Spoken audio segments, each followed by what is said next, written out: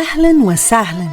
Welcome to the Oriental Café, a podcast where we will sit at the same table to explore the fascinating worlds of Egyptian dance, personal empowerment, and halas, life. I'm your host, Joana Saahirah, world-renowned Oriental dancer, teacher, choreographer, and author, the creator of the pioneering Joana Saahirah's World and Joana Saahirah's Online Dance School. I will meet you at the Oriental Café every 2 weeks, alone or with a guest, sharing intimate yet universal conversations. In agreement or disagreement, we will create bridges and inspire each other, because the world is only one, and so is our human soul. Ready to fall in love? Yalla bina!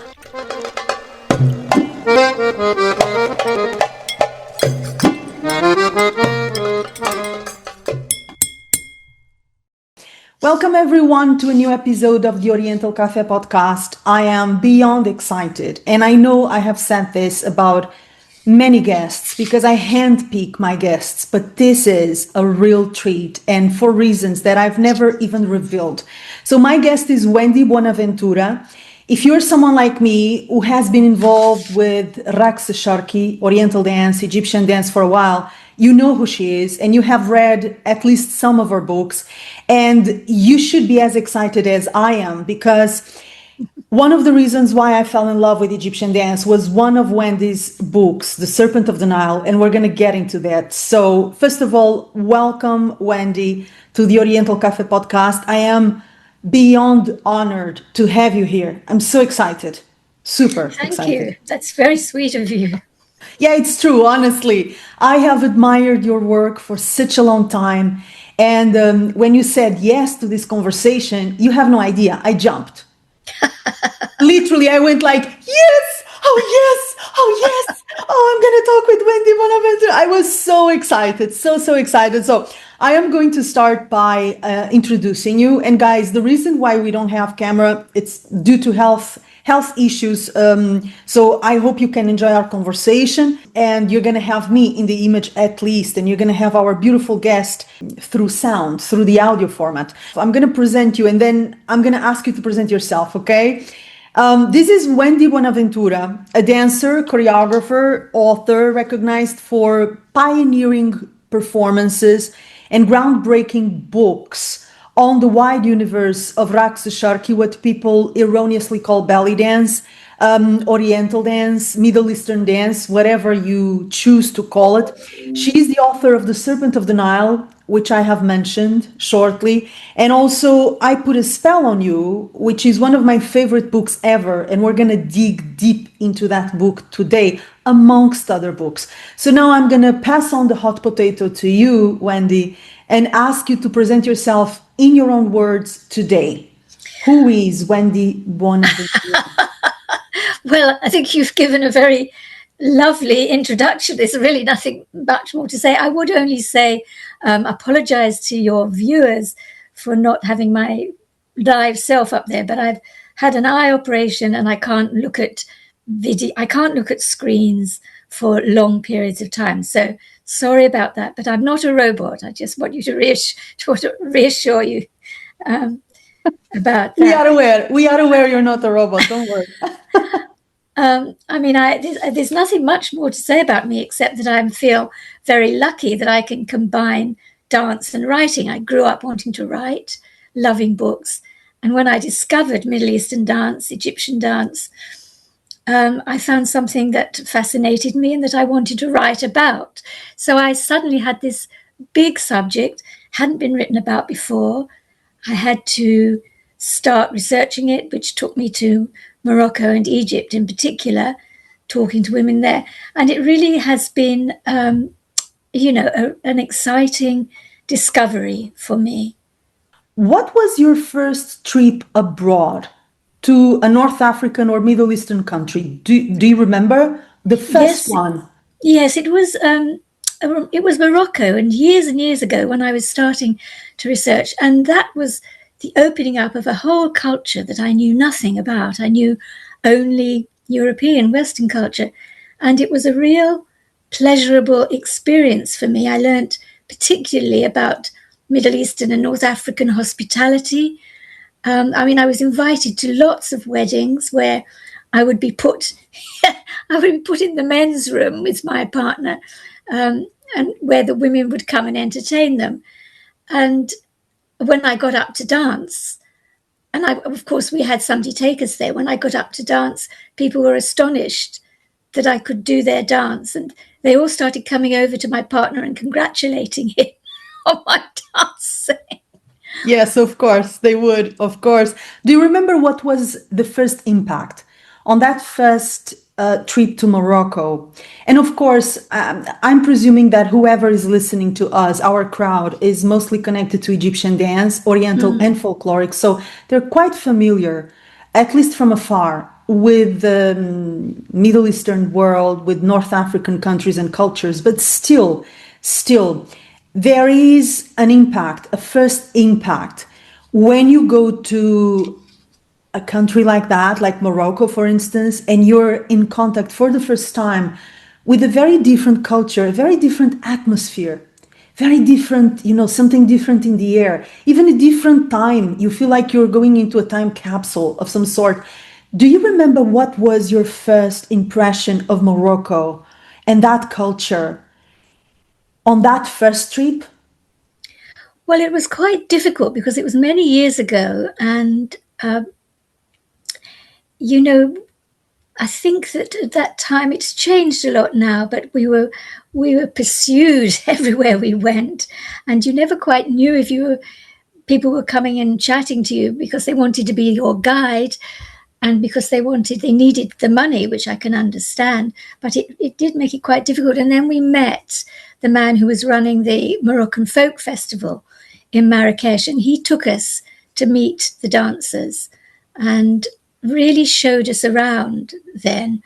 And one quite funny thing was that we were in the men's room after the performance, and people were passing around these teapots of what looked like mint tea.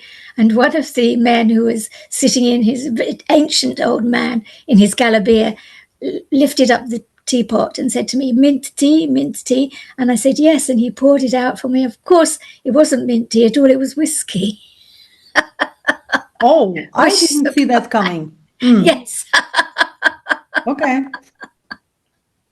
So I do believe that may have been the birth of the Serpent of the Nile, perhaps, or...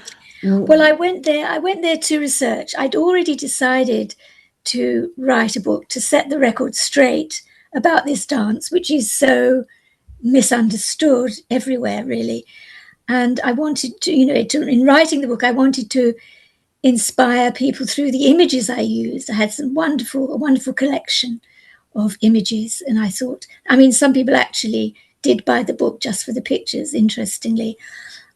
So I went there to research, and I wanted to meet the dancers. And sometimes I said, is there dancing? We would meet people in the souk, and then someone would say, oh, dancing, no, it's a dirty business. So I began to get the impression there that really, not only in the West, but in Islamic society as well, it's considered a very low profession, and women are not respected for performing unless, of course, they're very successful and very rich, in which case every door opens for them. But apart from that, it's generally, in every society, I think, it's generally working class women who have been the entertainers. It's the slaves and the working class who have provided this wonderful entertainment for people. And I learned very quickly that it's impossible to have a celebration without having a dancer there to animate the festivities. But at the same time, women are not really supposed to, especially in strict Muslim countries, are not supposed to show their charms in public. So it has this dual problem, whatever culture you're in. Yes. I would even add that, at least in Egypt, I'm not sure about other countries, but I lived and worked in Egypt for a long time. So I would add that even if an Oriental dancer, Ra'asa, is very well known and well paid, extremely rich, they're still not respected. It's a stigma that is minimized by money and power, for sure. Absolutely, absolutely. There is a huge difference between a superstar or someone perceived as such and a dancer from the lower class, lower social class, for sure. The baladi dancers from baladi settings, but still, even if we're talking about a big star, someone with a lot of power and influence, and in Egypt we have a few like that, they're still ra'asat, yani they're still from a craft, a tradition, a profession that is not respectful. That never goes away, not even with money, which is a huge claim in countries where money is necessary and craved for. Now, I would like to go a little bit deeper into the Serpent of the Nile. I will agree that the images are stunning. That's not the reason why I fell in love with the book, by the way, but I can totally understand why someone would claim I bought the book just for the images, because you have Orientalist paintings, you have photographs. It's a luxury book. I mean, it feels like a banquet, just looking at it. But I fell in love with the text and what it opened up for me specifically. So I would like to go deeper into your process as an author and ask you, what is it that you would like the readers to take from your books in general and from The Serpent of the Nile in particular? Was Right. there a specific gift, a specific intention behind the writing process or not? Well, before we discuss that, I would just like to say, quite funnily, I was looking for illustrations for the book and I couldn't find them anywhere.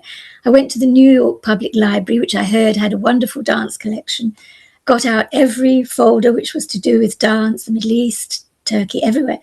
Found nothing. All the folders were empty. And then I went to visit the American dancer Serena in her apartment. And she said, I have some things you can use. So she pulled out from under the sofa these massive box of material, and she was handed it to me. And I noticed that in every single picture, there was a little stamp in the corner saying, New York Public Library, dance collection. And I said, Serena, all these pictures have come from the public library and I've been going there day after day. I couldn't find anything. And she brushed this aside. She said, I bought them all in a garage sale. And when I die, I will give them back to the museum. So I don't know if they've been given back. Anyway, that's a little beside the point, really. I wrote the book. Well, my publisher was Lebanese, and she actually was somebody who had been to my dance classes, and she said, write a book for us and let's have a very beautiful book as well. So she prompted me to do that.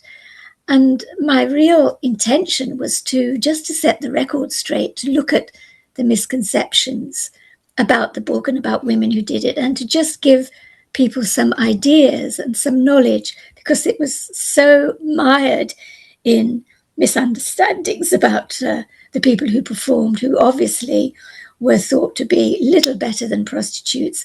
And, I just thought, no, this is a beautiful, expressive dance, and I want to give it a better name. I think I always had that kind of pioneering thought in my head about addressing the problems connected to it and getting people to think in a different way about it. So that was really the motive behind it. And from my point of view, you achieved it. And whenever I reopen the book, I've been working in this field now for almost 30 years between Egypt and the international market, in contact with a lot of folks and different ways of teaching, different ways of performing Egyptian dance, different ways of speaking about Egyptian dance and writing about Egyptian dance. Whenever I reopen The Serpent of the Nile, I'm remembered why I fell in love with Egyptian dance. Thank you. It's very sweet. Really, yeah. It's honestly, it's like, I understand why I fell. Now I remember why I fell in love. So it's totally not only a disruption of a lot of taboos and myth and ignorance surrounding this dance style, but what I feel from the book is an elegance, a concern for beauty, a concern for the artistic side of the dance, Yes. which may be underrated in the sense that not everyone is looking for that standard of quality. I certainly am. So it's not something that goes unnoticed when I look at something, right? I see the standard and the respect the person had while creating that piece of art. May that be a book, a performance, whatever. So I can feel an honest desire to elevate the art form. And I mean, I don't know what to say. Well, that was in my mind. I mean, somebody's friend said to me, "Oh, you never do something just for the pleasure of it, do you? You've always got some idea behind it." And I guess that's true. I mean, but I just found when I discovered the dance that it had so much potential to be more than just an erotic dance, and that's part of it, obviously, and that's important. But it did have, I saw, the potential to be a bigger art form if it was put in its own context and not simply kept as a cabaret item. I mean, I've not been involved in cabaret because my interest has always been in theatre dance, in using dance and words to tell a story. So that's the arena that I've operated in. But it's very interesting. I had a conversation once with Leila Haddad, and she told me she'd been in Tunisia, and so a group of Tunisian feminists said to her, "Look, why are you doing this? Why are you trying to put the dance in a different place? Why don't you leave it where it belongs?" And she said, "Well, where does it belong?" They said, "Well, in clubs and restaurants." And, that to me is so much a reflection of how often feminists can, unfortunately, so emphasize that they want they want respect for women, for their intellect and for their thoughts, and they have to, in that way, deny what their body has to offer, which is pretty sad, really, that that's the case. But also the assumption that we cannot express our intelligence and ideas through the body, which is quite ignorant and narrow-minded, Yes. Actually, the fact that you, just like Leila Haddad, have chosen the venue of a theatrical context to present Raqs Sharki, that in itself is a statement. Because that speaks about not only your concept of the dance, where you want the dance to be seen, but a reframing of the dance. You're clearly, by choosing to do so, to present it in a theatrical context, you're choosing to portray it through the lens of art, through the lens of storytelling, through the lens that you find meaningful and that you find interesting. And that is by no means a contradiction to other contexts. It's by no means. I am shocked, by the way. I have spoken with Leila on several occasions, and she has been in the podcast as well. I love her, and I love her work. She never told me that story. It's interesting, very interesting, and it makes you think about it. While ago, while I was still working in Egypt, I had a group of male Egyptian friends asking me to teach Egyptian women. Their wives and relatives and basically folks who watched me perform. So I was very reluctant to do that. First of all, because I was performing mostly and I did not have much time or interest in teaching. Also because I thought, what am I going to do teaching Egyptian women Egyptian dance in Egypt? I mean, it's weird. I would rather have them teach me something I don't know, So Yes. It felt awkward. It felt a little bit off. They insisted and they organized the workshop. So the women were lovely. But the moment we sat down before we opened the workshop and I asked them, why are you here? Why are you paying me, a foreigner, to teach you your dance in your country. That's crazy. Okay, it sounds crazy to me. And the answers were very revealing. And for me, they were a little bit off-putting, to say the least. What were some of the answers that they gave you? So some of them told me, I'm here because I want to dance like you. Yani enigma. And you are a star and I want to do it like you. Okay, that's sweet, but all right. I want to dance for my husband. Okay. I want you to teach me how to do it in a nice way so that he doesn't take another wife. Oh, Yeah, stories like this. So I received their feedback because I asked for it. But I confess I was very concerned that I might not be the teacher for them because that's not how I contextualize the dance. That's not the purposes I use the dance for. And so it was a strange situation. So I'm often confronted with different uses of the dance, different perspectives of the dance, and I also believe women with different concepts of what it means to be a woman and a respectable woman. That plays a really strong role here because, you know, as you mentioned, feminists in Tunisia saying, why don't you leave it where it belongs? Which is basically in the dustbin. Okay, that was what they were saying. The theater is for something respectful. It's for something artistic. Raqs sharqi yani yalla. It's not for a theater, you know. That also speaks about a concept of womanhood that, in my opinion, it's very chauvinistic, very narrow-minded, as I already mentioned, and doesn't accept that women are sensual, intelligent beings. Which is basically another way of removing life force. yes. Okay. You're absolutely right. I mean, I think at the heart of all this is the problem of religion. And, you know, it's a huge discussion which we can't go into now. But I think that all the male-centered religions which predominate today, Judaism, Christianity, and Islam, they all have a separation of mind and body, with 1,000-year-old distrust of the body and of its power. And I think this is a huge problem. I mean, those religions airbrushed women out of the creative picture. Before that, as you obviously know, there were religions which included a lot of gods and goddesses. But suddenly, women were gone. They were gone from the creative picture. And, you know, what you can't see or possess is more obsessively sought after, I think.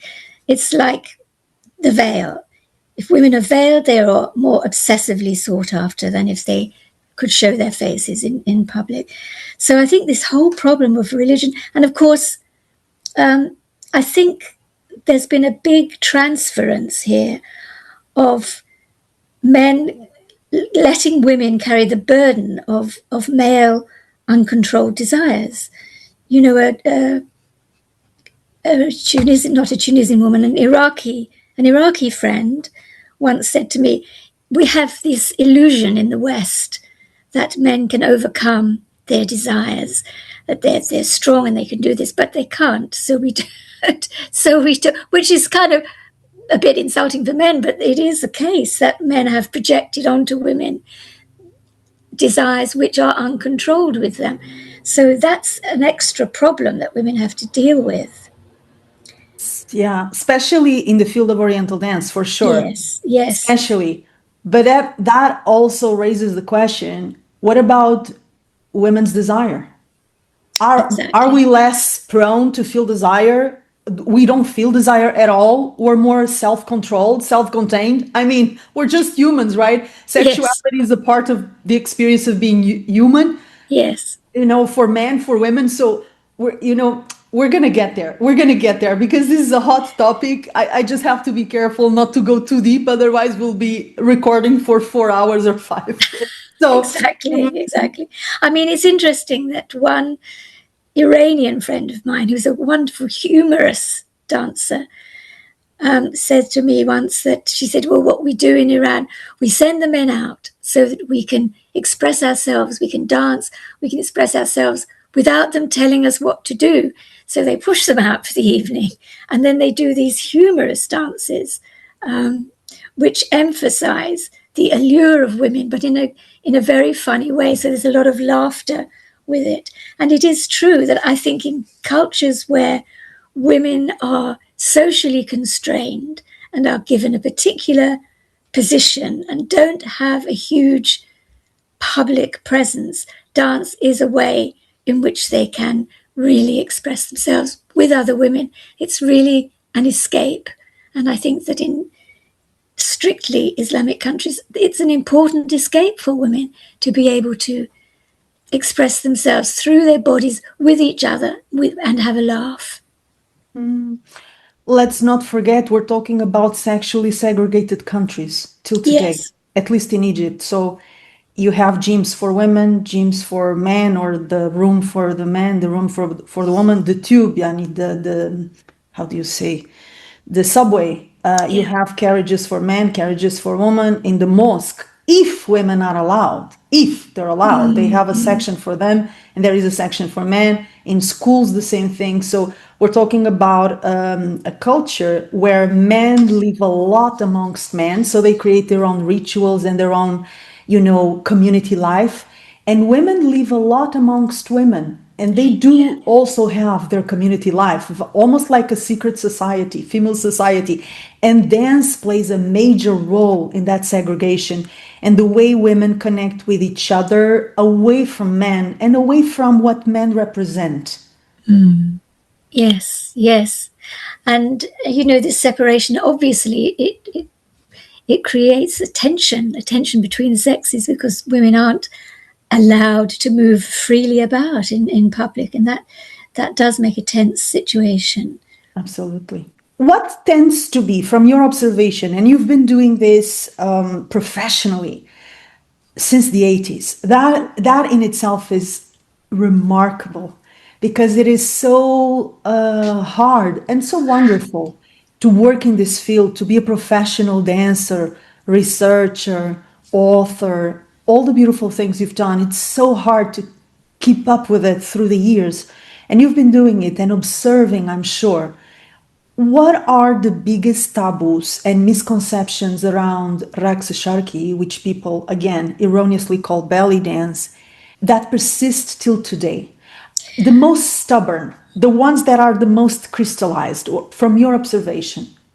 Well, I no longer teach and perform, but in my memory, I have so many people who, as soon as I said I was a dancer, did Egyptian dance, and this is the men actually, they would respond by looking at me very through narrowed eyes. And I remember one man said to me once, "Oh, are you proud of what you do?" And I knew that he probably thought I was a stripper, And what I found most annoying was down the years having to constantly say, "No, that's not what I do. I am a dancer," and to explain. And that becomes very boring when you have to go into that and you think, why am I doing this? Why do I have to bother? No, I don't want to. I'll just walk away from all this.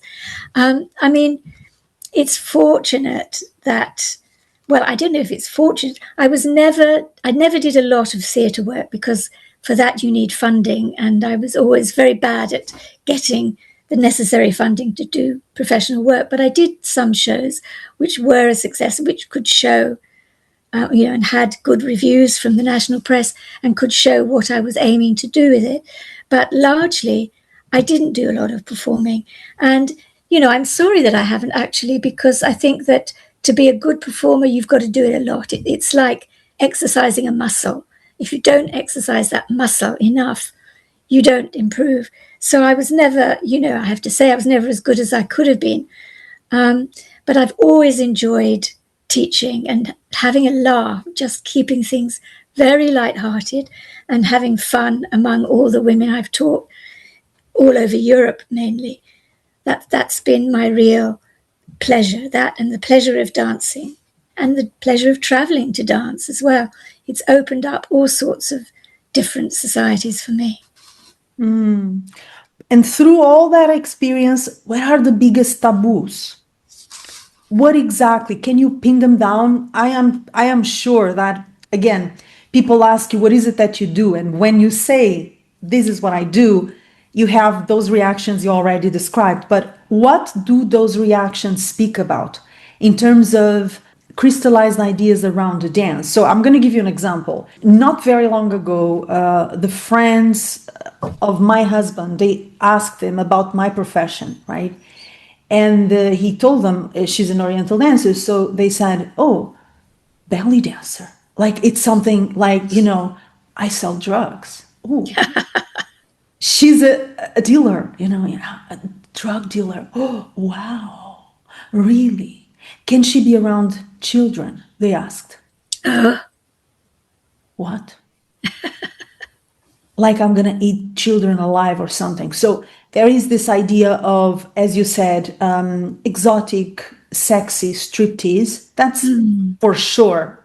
It's at the top of the nonsensical ideas. But could you pinpoint a couple of specific ideas, specific images that people have attached to this specific art form that makes them react the way they do? When you say, I am a professional Oriental dancer, could you pinpoint? Well, I think the problem is, and I've seen some wonderful cabaret dancers down the years, but the problem is how women present the dance in the costume that and the costume is very obviously meant to be a sexy costume, revealing as much of the body as possible. So if you're talking about a culture where women are forced to not reveal much of themselves, this in itself is a red rag to a bull, really. It's and also I think there are a lot of dancers who simply they're only interested in that side of it. So it's very hard if you're trying to say, look, this is a beautiful art form and we can use it to tell stories and ask questions and entertain in a broader sense. If you're trying to do that, when what most people see is the opposite of that, then it's very hard to make progress. I mean, I've put down the banner now. I've done my bit through my books, really, and my theatre work. But, you get to a point where you think it's to do with the whole religious idea of women, the separation of the sexes. Even, I mean, not just religion, but philosophical thought as well, has really done women down and hasn't respected women. So what can you do? It's a dilemma, actually. I've thought and discussed this question of the clothing and the revealing of the body with a lot of folks, Egyptians, colleagues from different countries. Mahmoud Reda, with whom I studied and worked all the years I was also performing in Cairo. I spoke about this with him on many occasions, also because he was very diplomatic and very intelligent and strategic in the way that he dressed the Reda troupe, but that's another subject. So, and I always wondered and asked, okay, let's talk about Egypt. In Cairo Opera House, you have the entire ballet company practically naked on stage, but that's classical ballet. So people don't think it's exotic, outrageous, against the religion, too much skin. And by God, when you see a classical ballet piece, you usually see bare bodies. I mean, way more revealing than any costume I've seen in Raqs Sharqi. But nobody seems to find it strange or too revealing or too sexually provocative. Why is it that with Raqs Sharqi, if someone is showing a leg or someone is showing an arm, or people feel, wow, that cannot happen. Suddenly, the same thing happening for Argentinian tango. I don't know if you know this, but in Cairo, there is a very strong market and movida of Argentinian tango and Latin American dances. Schools, gatherings, nights of salsa, nights of tango, milongas, I mean, you name it. And I attended many of them. Whenever I was off from work, I was either dancing tango or salsa or a little bit of both. And although Argentinian tango, for instance, just to name one, is way more sexually charged, nobody seems to be bothered by it, not even mention it. When it comes to Raksa Sharki, not enough clothing and too sexually provocative. Why?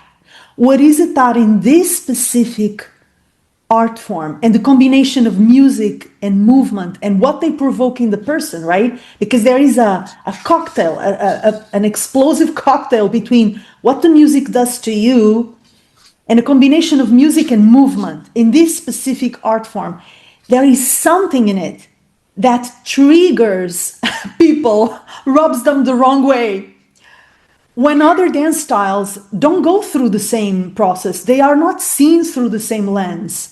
Why do you think that is? Well, I'm also a big fan of tango. I have to say, I loved tango. But I think, it's where you set the dance, in what context you set it. That's where it goes off. If you're just getting on the stage and thinking, I'm going to show that I'm a very sexy woman and I'm alluring and all those things, that's where your dance goes off. And that is unique, I think, with Egyptian dance. I mean, tango is very interesting and dangerous in its own way, but I don't think you're up cheek to cheek with somebody, you've got your arms around them, you're flicking your legs between theirs and all the rest of it. It's very physically close, but it's not an emotional closeness at all. Whereas I think that Rakshaki does incite emotion, and it's really hard to talk about this because all human beings are alluring. Women have been seen as, throughout history, especially alluring and dangerous because they're especially alluring. And I think the big fear is that if you let women off the hook, if you let women do what they want, including dance, which is to do with releasing pent-up energy sometimes, or losing control or expressing the self, if you let women do all that publicly, there will be outrage. Societies will crumble.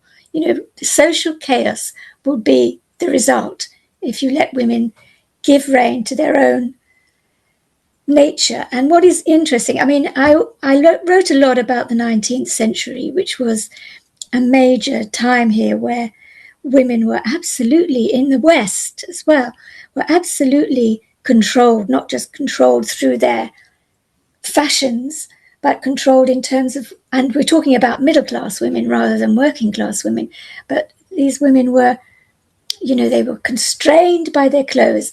The clothes took up absolutely massive amounts of space, and in addition to that, they wore corsets, which, they may be very attractive garments, but they were reported as doing untold damage to women's bodies, in terms of shifting where the ribs were, not allowing women to breathe properly. One man wrote, it doesn't matter if women can't, middle-class women can't breathe properly because they don't have to. They can just sit around all day. All sorts of nonsense was written about what women needed to be free to do then. And it's quite extraordinary. The whole corset business, which, corsets are still considered very attractive, but you had the fact that at that time, during the 19th century, women couldn't even sit down comfortably if they had a corset on. They had to perch on the edge of their chairs. Performers had to spend the whole evening standing up because they couldn't be comfortable sitting down. And very often, if they took their corsets off at night, they could see that the spokes of the corset had actually cut into their skin. So very, very dangerous item of clothing. But all that was not just about controlling women's bodies, but it was thought that it would control people's minds, women's minds as well. And as part of that also, women were thought not to be intelligent enough to read, that reading would be too much of an effort, that listening to music would unleash dangerous emotionals. So in all sorts of ways, women were belittled. They made smaller and smaller and smaller in the 19th century. Mm-hmm. And of course, it was also thought at the time that women were ruled by the uterus, which could roam around the body freely. I mean, the ideas that were current then were hilariously funny as well as dangerous. But generally, even in literature, women were thought to have no minds or souls. And that was the thing. Women were seen as physical beings unimpeded by intellect or by having a soul. And that's very important, because that means the only way men could perceive women was through their physical bodies, whether they were still or whether they were dancing bodies. I mean, it's quite interesting. If you look at something like Irish dancing, which became hugely popular about 15 years ago with river dance, there would be long chorus lines of men and women, and the men would be moving freely, and the women would be dancing with their arms stuck to their sides. They weren't allowed to use their arms because arms were thought to be sensuous. So they, and it looks as if they had no arms when you look at their dancing. Their feet were going like crazy. And you think, this is in Ireland. This isn't even in a Muslim culture. Mm-hmm. Yeah, I think there is certainly a question of control and the fear of losing control, or having a female losing control. And what would happen if we allow that to happen? Yes. That's for sure. And one of the things that everyone involved with Oriental dance has for sure experimented with and felt is the surrender, the limitless possibility of movement and feeling and emotional depth. You do indeed lose control, and you are supposed to. And you are supposed to discover deeper realms of yourself and deeper realms of the soul and deeper realms of life experience through that surrender, which we may call tarab, which we may call saltana, nashwa. And there are so many words in Arabic to describe that transcendent experience that is not possible if you're not losing control. And that's a huge thing in Raqs Sharqi for sure. And people are afraid of it. Damn sure they are really terrified of it, for sure. Another thing you mentioned that I find particularly interesting, and I would like to ask you and bother you a little bit more about that, okay? Because that is a point that I personally feel interested in. So you think that shifting context would change the perception of the dance? What I mean is, if instead of hotels like in Cairo, for instance, or boats or nightclubs or restaurants or whatever venue people use, and there are many venues for Oriental dance, many venues, some of them with musicians, some of them without musicians, some of them respected, some of them not respected, but you feel that if we established that Oriental dance should be presented in a theatrical context, like classical ballet, for instance, that would definitely change the perception people have of it?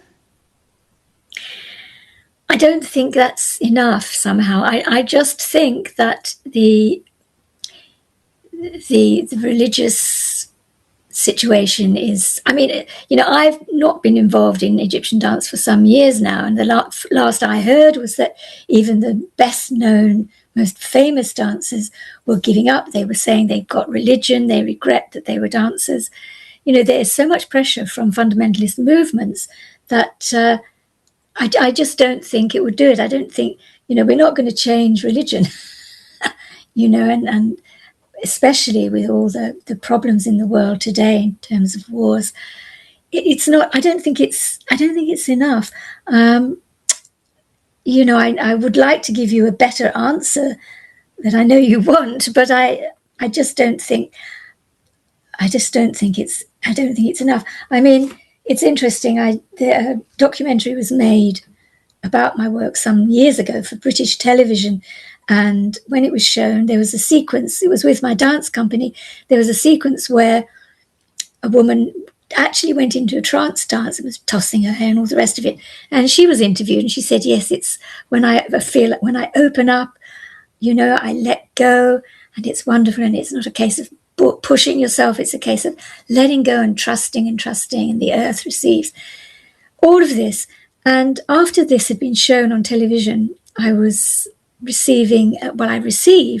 an email from the church hall where we'd rehearsed this. And they said, I'm afraid we can't allow you to rent our space anymore. Now we've seen the doctor. I said, well, what exactly was the problem? And it was that scene, just that scene where she talked about how it was an almost religious experience. Because if the church, certainly in Western culture, can't control people's spiritual and religious urges, then what can they control? I mean, I think it's very interesting. I don't know, I said this in another of my books, that when Princess Diana died, there was an outpouring, absolute outpouring. People were putting flowers by her home, shrines, all the rest of it. And I think at that time, people in the church sat up. They said, look, there's something spiritual in this. Why can't we harness? We should be able to harness this spirituality. But of course, people didn't want to harness their spirituality in conventional ways. They wanted to go out, light shrines, give flowers, and, mourn and celebrate in the same breath somebody who had become a religious figure. You mentioned it in I Put a Spell on You. Mm. In your book, I Put a Spell on You, which I have here. So this book is all scribbled. I'm going to apologize to the author. Look, it's a mess. It's a mess. It's my favorite book that I've written. Digging, I'm a digger. And I don't let go. And once I have a question, I go, no, I have to find out. And this is so good to dig. This is my favorite digging object. So, you mentioned it. You mentioned Princess Diana, the phenomenon, right? And what happened when she died. And it is so interesting because she had a big mother aura to her. A Cancer energy, mother, lunar vibe going on. Obviously, she was very kind to people. She took care of needy people. She did a lot of volunteer work, and she kind of filled a spot of the big mother that in our Western society we haven't had for a long time. So I'm not surprised that phenomenon happened. And it is for sure part of this, I believe, and this is just my observation, it is a part of how uncomfortable we are when we get in contact again with the energy of the big mother. And that is so deeply connected with Oriental dance, because there is a side of Oriental dance when you do it right, when you're not doing it to seduce someone, right? When you're not trying to be the sexy kitten, which is a real cliche, nothing against it. I mean, guys, have fun, do whatever you want, but it really doesn't speak about the original purpose of the dance or what the dance could be. When we go away from those cliches and we allow the experience of Raksa Sharki to take over, there is a newly found power within, and a frequency, an energy that somehow connects to the big mother and to the female figure as a deity, something of a spiritual power. We're very uncomfortable around that possibility. I have noticed that in Oriental dance, there is a very tricky mix between sensuality and spirituality, which also people cannot wrap their heads around.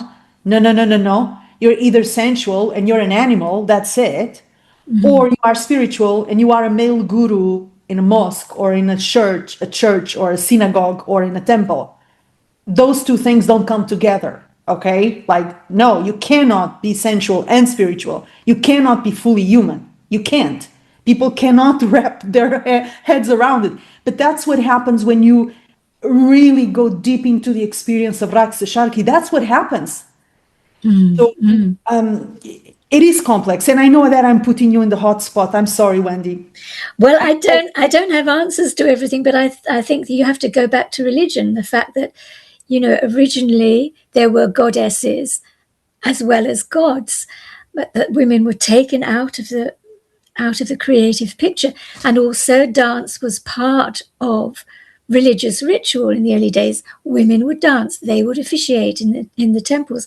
This was all stamped on, and the first, in a way, dancers replaced the pagan goddesses that had come before male-centered religions. They replaced them. They were the women who were admired and worshipped. They had to have some presence in public life, and this is the problem. There's no balance between the male and the female in most cultures now, and this is our big problem, I think. And let's not forget that in Oriental dance there is a lot of focused energy around hips and womb, which are a symbol of the life force. Yes. The ability, the power to give life. So that in itself may trigger a lot of new and old ghosts in all of us. And fear, I think, it's a combination of fear and distrust of women. And, obviously, yes, women are the ones who give birth. Men can't do that, although they take part. And I think that, maybe for that reason, men have wanted to hang on to what they think is their thing, which is the intellect, creativity in terms of the mind. They don't want women necessarily taking a part of that. I mean, we've come a long way since the start of the second period of feminism in the 70s. We have come a long way, but in some ways we're still going backwards. Men are very reluctant to change their minds about these things. It's troubling. It's actually troubling, and it's such an important question. What can we say about this? I'm sorry, I'm always gonna, throw hot potatoes at you. I don't have a bad intention. It's that I'm so curious, and these are things that I often think about by myself, and I don't have necessarily people I trust and people that know more than me to speak with. So when I catch someone like you, I say, oh, let me pick her brain. Oh, yes, my God. I don't have the answers, unfortunately. I mean, I think what's very important as well in terms of male fear of women and the female body is that dance has been an important way for women to escape poverty. If they became professional dancers in any culture, really, in Chinese culture, in Europe as a whole, but all over the world, poor women knew that what they had was their body. If they used their body, if they danced, if they became entertainers, they could escape the constraint, not just the constraints put upon them by society, but they could escape poverty. And I think this is hugely important in terms of why women, against the odds, battled to carry on being performers. I mean, it's very interesting when regimes seize power, especially religious regimes, one of the first things they do is ban music and dance. All the things that give joy and pleasure and make it good to be alive, that's one of the first things that goes. So there you have it. And all of it, all that you're mentioning, I think it goes back also to power. So the fact that women can gain independence, financial independence through their bodies, it gives them power. And it gives them a specific kind of power that men cannot put their finger in. It's very specifically female. Yes. And of course, there are incredible male dancers, but it's not the same. They don't have the same effect, and certainly not the same effect in Oriental dance, in the context of Oriental dance. So there is this question of power. The woman becomes powerful in a territory where men cannot put their finger, they cannot control, they cannot even understand it.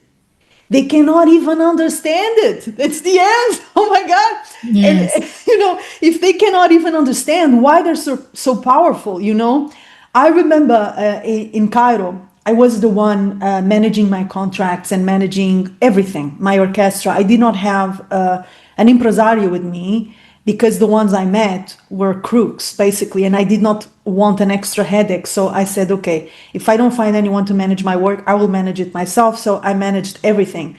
And sometimes when I was being hired out of my contract, my daily work with the band for a wedding, usually, or for a big event, sometimes the ones negotiating with me would ask me, why so much money? Why so expensive?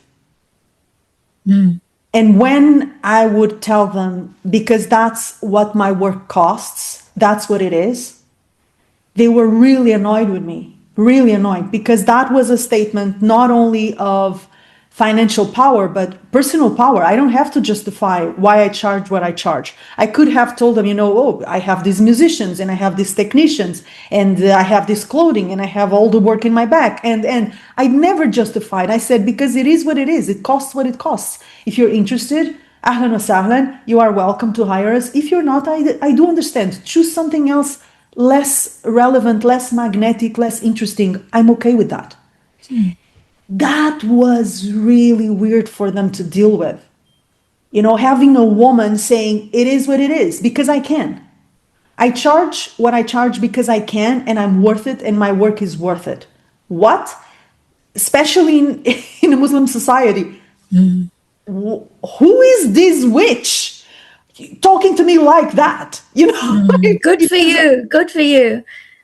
Yeah, it was always very awkward, and I always observed and noticed, right? So let's go back to all your experience and dive a little bit into what have been the most challenging things about working or having worked in the field for such a long time, and what has been the best thing, the thing that you love so much that you wouldn't change a thing, you would do it all over again. The best and the most difficult about being a long-term professional Oriental dancer. And of course, you went a lot for book writing, which I find is not valued enough. I had a conversation recently with a colleague of mine, a musician, who also writes books. And he told me, dancers who write books, they write books because they cannot dance. I disagree totally, obviously. No, they write books because they can write them. And they want to write them. It's not because they cannot dance. Also because not everyone can write a book, for the record.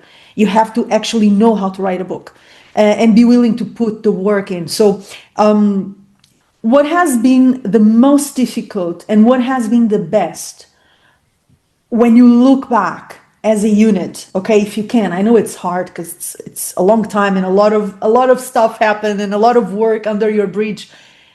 The most challenging thing and the best thing. Well, I mean, the best thing is the pleasure of dancing and the pleasure of teaching. I've always enjoyed teaching. I've had summer schools and I've taught in lots of different countries. And that, I always believe in keeping things light when I dance, when I teach. And that has really been just discovering that I could teach and that people enjoyed coming to learn from me, and the ideas that are generated from having a group of women all working together, throwing in their suggestions. I've always found that much more satisfying than being a dancer, I have to say. But I've also always, as I said, always wanted to write. And the thing is that I think you have to find a medium which is most suitable for what you want to say. Sometimes the only medium is a book because you want to explain things, and you can only explain things in a book. You can't explain things by moving your body around, not complex ideas, not discuss complex ideas. So sometimes that's the appropriate thing. Sometimes the appropriate thing is to create a show which involves different arts, music, dance, words. And for me, that's the sort of theatre I like to go to, where I'm being offered different art forms in combination rather than just people talking, which is very much the English theatre model still, just talk. So, it's a question of finding whatever is the appropriate form for what you want to say. And I guess I always do want to say something. I want to explore ideas. and I want to impart information, and it has to go into the right box, as it were, for that. And now I've forgotten your question. I was asking you about the most challenging thing and the best thing about so many years of work in this field. Obviously, I'm presuming that you're thinking about the teaching, the performance, the books, a combination of the mediums you used. What was the most challenging thing and the best thing about working in this field for so long? Well, I think the most challenging thing was certainly financial, because if I wanted to do a show, I would need to get support for it. And I've always been very backward about trying to get money, not very successful. So in order to do something professional, you've got to have support behind it. So unfortunately, that's been the difficult thing. But I mean, that the actual pleasure of going in depth into a subject and discovering the pleasure of dancing and discovering the cultures that lay behind it. I mean, my discovery of the Arab Islamic world is a huge thing. I knew nothing about this before. And just aspects of that culture which I really liked, like the hospitality among people, the friendliness of people.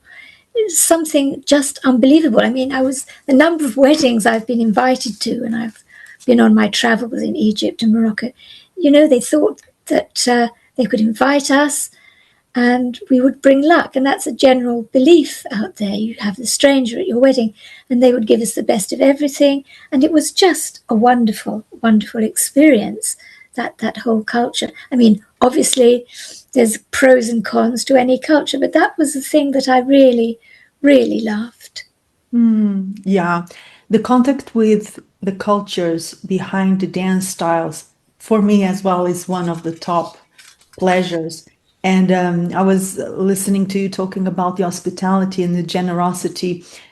During all the years I lived and worked in Cairo specifically, I remember that at some point I just wanted to be left alone because I could never be alone. Everyone was always, I was working every day, but when I was not, everyone was inviting me for, eat at my place, the wedding of my cousin, I don't know, a party, I don't know where, let's go to a Azar session, I don't know where. I mean, you're never left alone. There is a sense of community and a sense of social interaction, constant social interaction, that for someone from a foreign culture, even if you're a very sociable person, which I am, I love that, but it's too much, at some point I just want to be left alone for one day. I don't want anyone to invite me to anything just today, okay? Because I want to be in silence, if that's possible in Cairo. Of course, it's difficult to be in silence in Cairo. So let's jump into I Put a Spell on You. I already showed the cover of this book. This is hands down one of my favorite books on the subject of dance. I've read it 3 times, and I am not the kind of reader who rereads stuff, because I have a long list of waiting books everywhere at my home, and I always feel like, okay, I cannot spend time rereading a book I already read when so much more is waiting for me. But this one I read at least 3 times, and it always makes me think, it always makes me wonder, it always makes me ask these questions, tough questions that I'm sharing with you, okay? Actually, all the questions I thought about for this episode come from here, okay? They come specifically from here, and I only scratched the surface.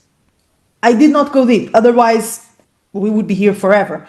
So we've already mentioned the question of the subversive power of the female body, especially the dancing female body. And we have mentioned that there is something about dance that has to do with the lack of control, right?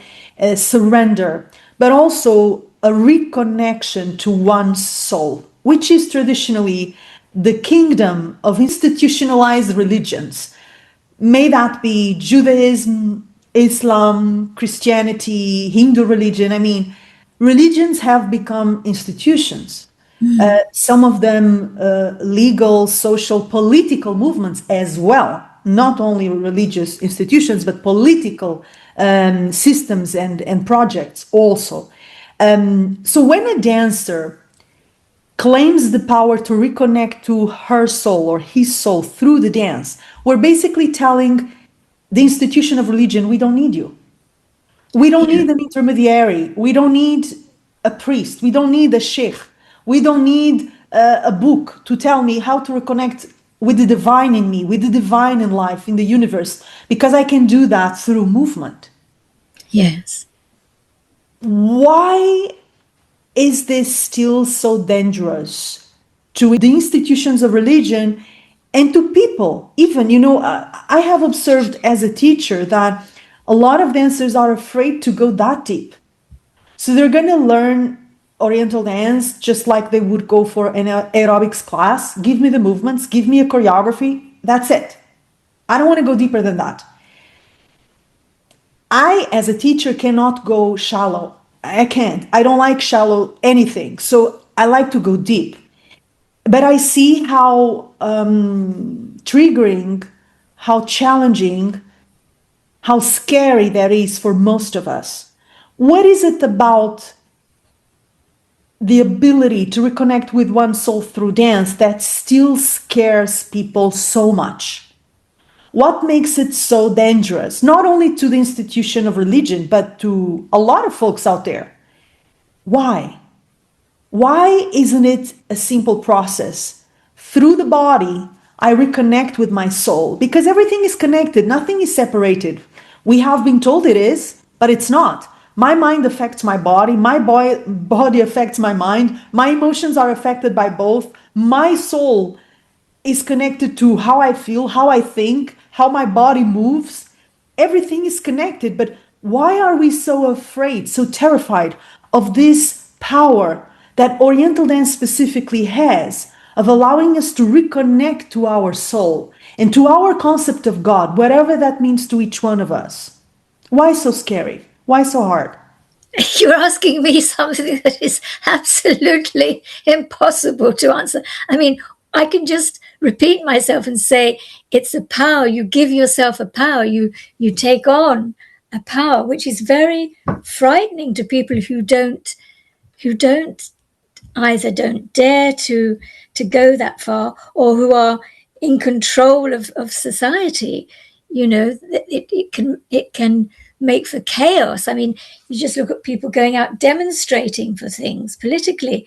It's the power of the crowd there, and it's the power of the individual the same. But honestly, it's such a complicated question. I really can't answer this one. But I had to try. I had to try. You said it all. You don't need me for Because when I'm reading a book like this, like yours, okay, and guys, by the way, I am going to share the references of Wendy's books in the show notes, obviously, but just mentioning it. When I read it, you have no idea. My mind runs 1,000 miles per second. I go, oh my God, oh my God, oh my God, oh my God, oh my God. I have question upon question upon question upon question. And of course, I have an opinion about these things. I have my own perspective, but I'm always curious to know how other dancers, especially someone with a lot of knowledge and experience, sees these things. So for me, I die of curiosity to know what you think about these things. So I'm going to read directly from the book now. Okay, guys. So this is page number 1 of I Put a Spell on You. And I love this cover. I know there are different covers out there.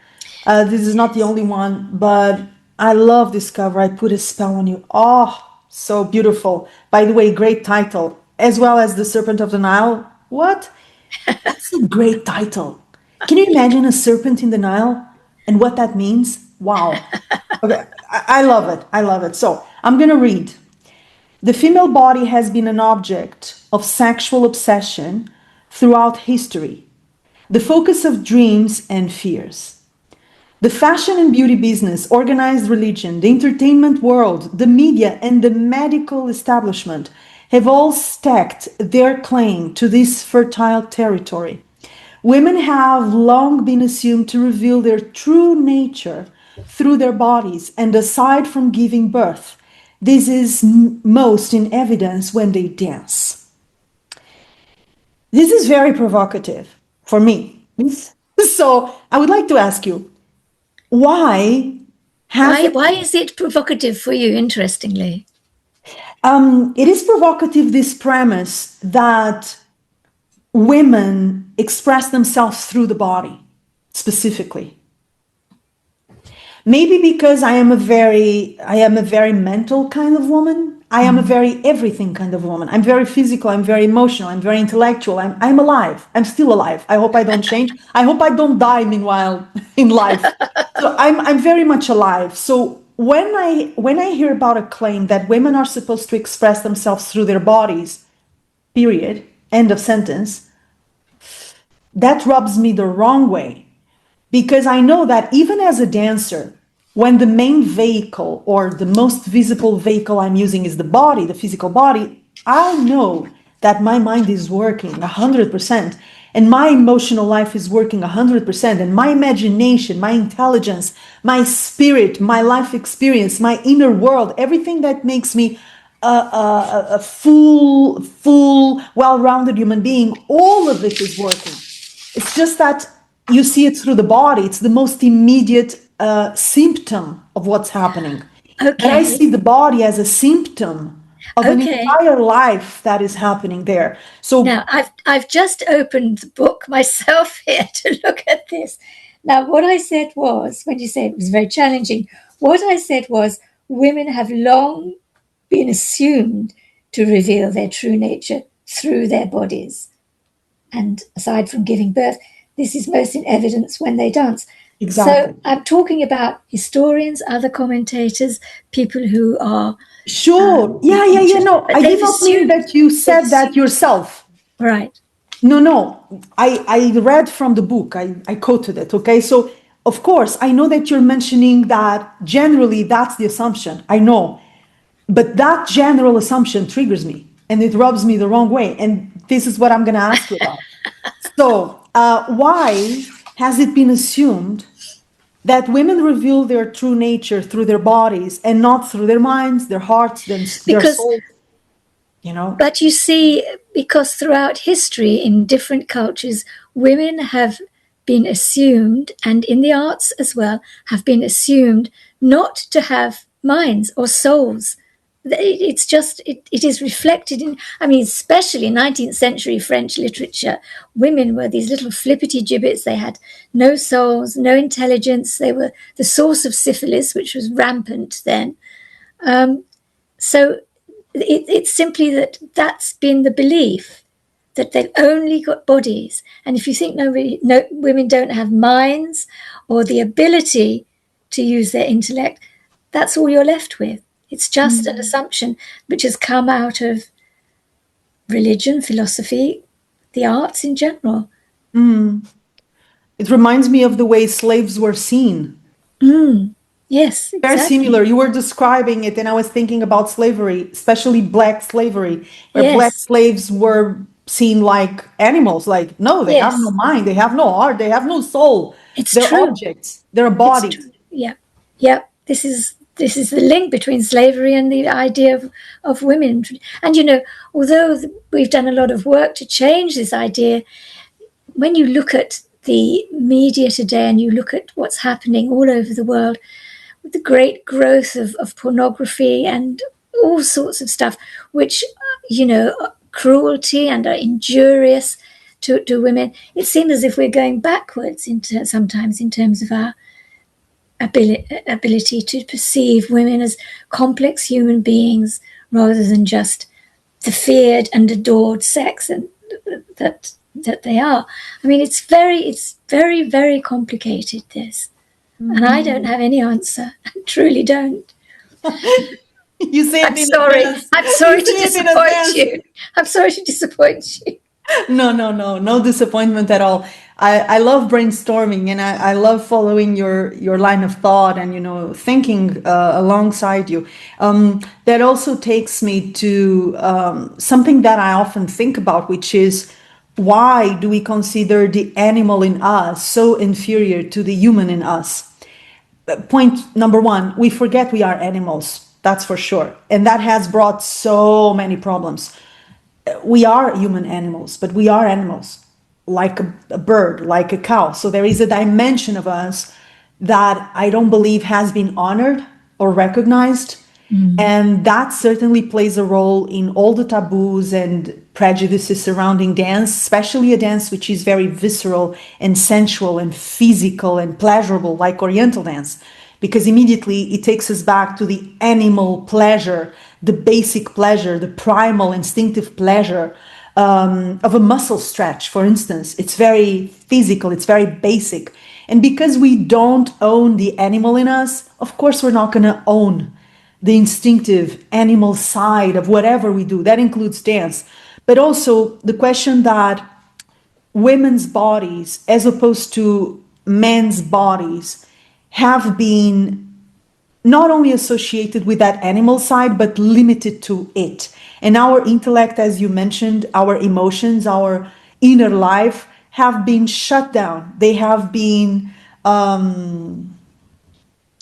controlled and erased on so many occasions. I'm going to tell you another story. I think you're going to appreciate this one. A few years into my work in Cairo, there was a very well-respected male journalist that came to Cairo to do a work on me. So he followed me for a week. He went to my rehearsals with musicians. He went to the shows. He followed me as much as possible on my work routines. And then at the end of the week, we made a final interview. So he was asking me questions. And at the end of the interview, he told me, Joana, I hope you don't feel offended, but I have to ask you something. How is someone so intelligent as yourself dancing in this hole, this place? You could have been a lawyer, you could have been a politician, you could have been whatever you want. How does an intelligent woman like yourself become a belly dancer? Needless to say, he wrote a terrible work, terrible, full of prejudices and projections of his own mind. But the main point for me here is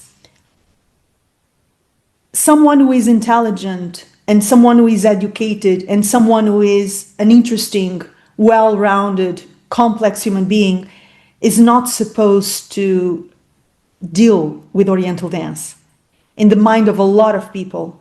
And it's not supposed to deal with anything related to sensuality, to joy, to celebration, which is at the base of Oriental dance. And I'm not even gonna go there, because the way we define sensuality, the way we see sexual energy, which is libido, it's life energy, that's a whole can of worms, because everything is so confused.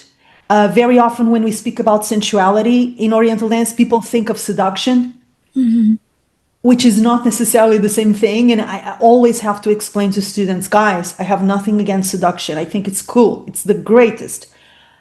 But that's not by default the proposal of Oriental dance. The proposal is sensual pleasure, sensual joy. Exactly. And that's different from seduction, you know, but in people's minds, it's a huge confusion. It's huge. Everything is connected. Everything. Now tell me, this journalist, what nationality was he? Portuguese. He was Portuguese. Okay.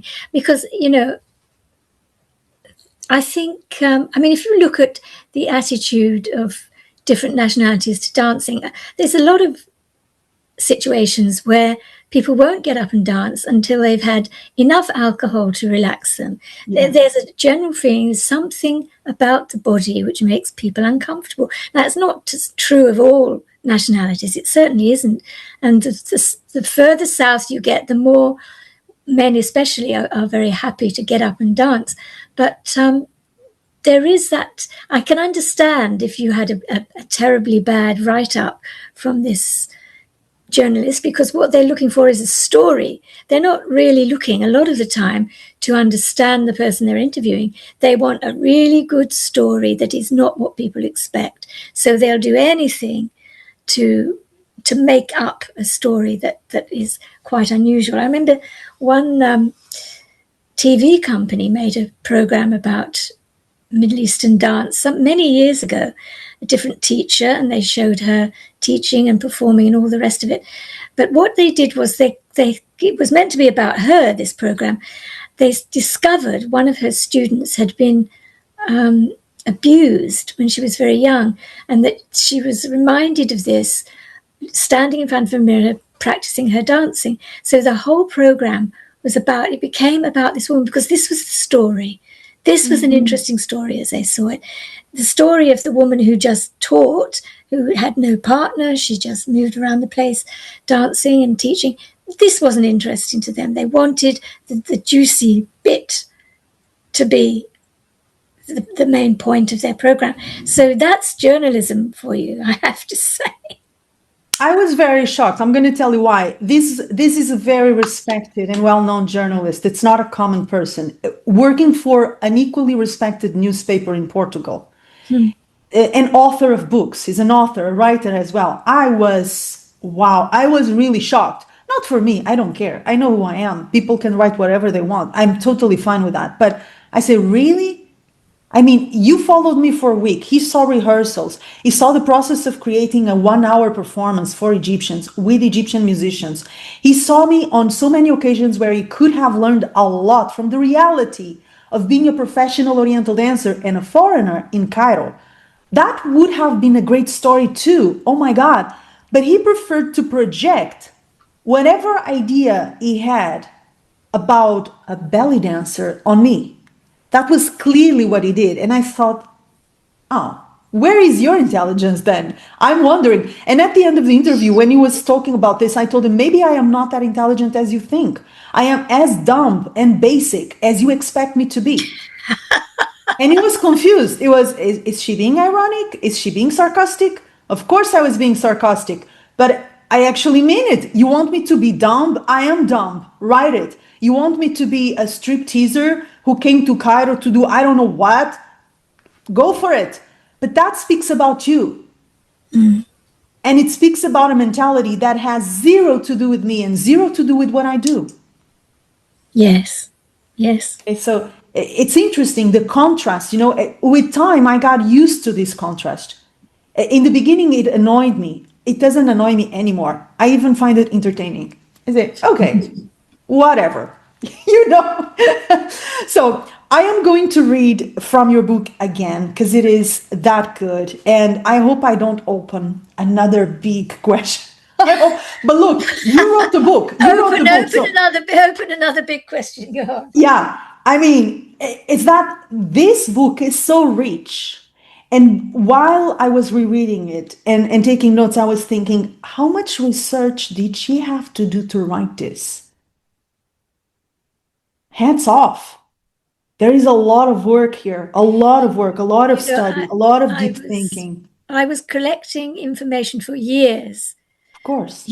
From when I wrote my other book, Serpent of the Nile, and I had all this information about women and dance and ideas about the body and fashion and all of those subjects, and I filed it away. I thought, I'm going to use this one day. And finally, after I'd done Serpent of the Nile, I was thinking, what else do I want to write? And I realized there was a book there in all the information that I'd already acquired through research and through simple reading and even through traveling and having a conversation with someone. So I looked at it and I thought, okay, this is about the female body and dance, and not just Middle Eastern dance, but lots of different forms of dance. There is a book there. So that was how I did it. I didn't sit down in one go. Yeah, for sure. I loved how much research you put in it, but I also love, even more than the research, the intelligence in the way you articulate all the information you gathered. Because research is hard, but the intelligence to put it together in a way that is enticing, provocative, and meaningful, that's rare. You really need to be an author. You really need to be a writer and a very intelligent person to do that. And I love it. I love it. So yeah, it's, how can I not love it? I'm going to read from page 18, guys. And please go and get the book, okay? We're going to talk about the books at the end of the episode. So you mentioned Christianity isn't the only religion to think it has a monopoly on spirituality. Judaism and Islam are also based on the belief that they alone can connect us with the realm of ecstatic experience. And in their own way, all three faiths are wary of dance, which can free us and put us in touch with our spirituality without their controlling assistance. So I would like to pick your brain a little bit further into this religious nature of dance. And you speak about it in The Serpent of the Nile.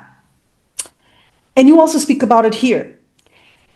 There is, first of all, I think the need to go back to the word religion, which I feel throughout time has been lost, and people don't really know what it means anymore. So it comes from the Latin religare, which basically means to connect again, to unite something that has been separated, something that has been dispersed.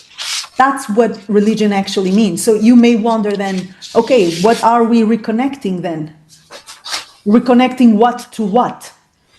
What is it that you feel in Oriental dance we reconnect with? You see, I don't see it in the same way that you do as a religion. I think there is a spiritual aspect of it. I think it's very freeing. I think it allows us to express sides of ourselves which normally are not expressed in life.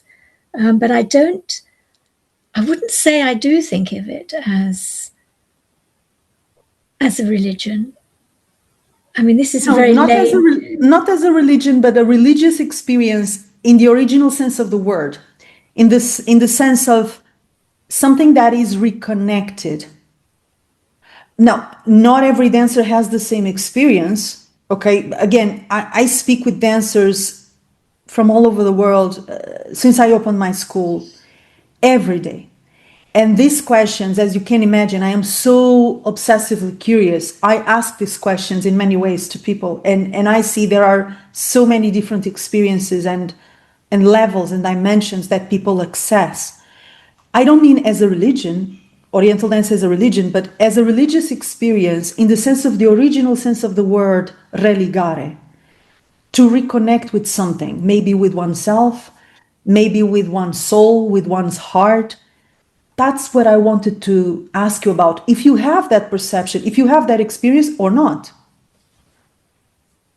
I think you've expressed it so well yourself that there's really very little I can say. I look on it differently. It opens up the spirit. That's the thing. It opens up the spirit. It shows us that we can express so much more of ourselves than we normally do in life. But I honestly, I think that I can't answer you. This is your most difficult question to do with religion, which I know you've tried it several times now. You've tried to ask it in several different ways, hoping to winkle something out of me that is profound. Yes. And I don't have any profound thoughts. No. Look, sometimes the best answer is I don't know. Yeah, I've been That's my answer. I don't know. No, I'm sorry to disappoint you. No disappointment. Sometimes, it's also important not knowing. Yes. I don't know. I've experienced this for such a long time, but I don't know. I don't have an answer. It's fine.